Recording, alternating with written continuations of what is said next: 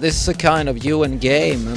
Весь смысл игры состоит в том, что дети должны понимать то, что существуют другие мнения в странах, и то, что перспективы развития стран других могут быть совершенно отличные от той страны, в которой они живут.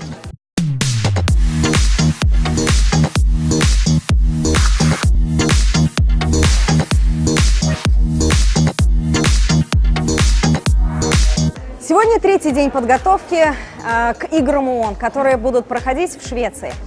Игры ООН представляют собой следующее.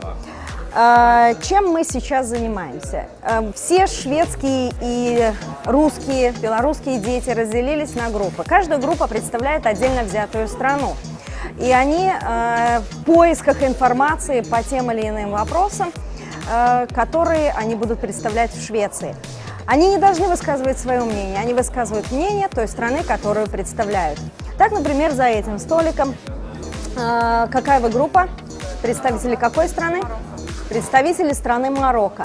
Они в поисках информации о том, что Марокко думает по тем вопросам, которые им предложили для обсуждения. Вот его цель, это же, я думаю, сохранение мира, поэтому, думаю, действительно важно знать не только политику своей страны, но политику многих стран.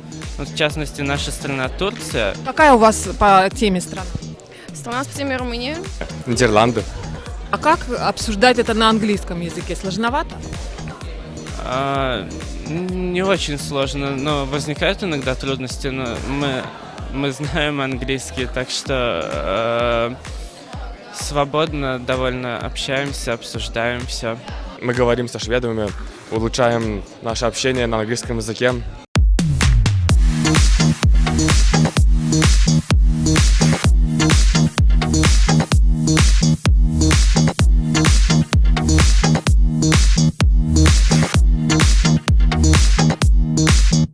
Almost everything. It's fun to meet new people and discuss the important subjects with people from over the world. Практически все интересно. Ему интересно общаться с другими людьми, обсуждать с ними, с другими странами проблемы, которые возникают у них. Шведские дети проживают сейчас в белорусских семьях.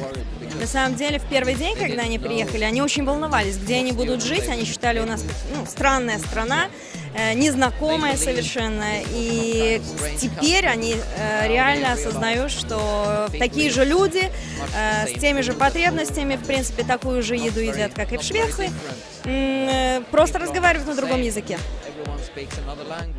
Do you like Belarusian people? Yeah. They are really friendly. And to talkative Belarusian people because he didn't like to talk to me. Белорусские люди дружелюбные и очень общительные.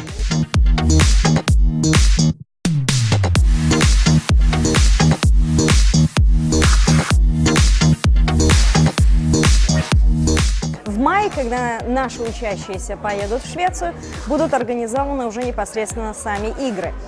В этих играх также будут принимать как шведские, так и белорусские школьники.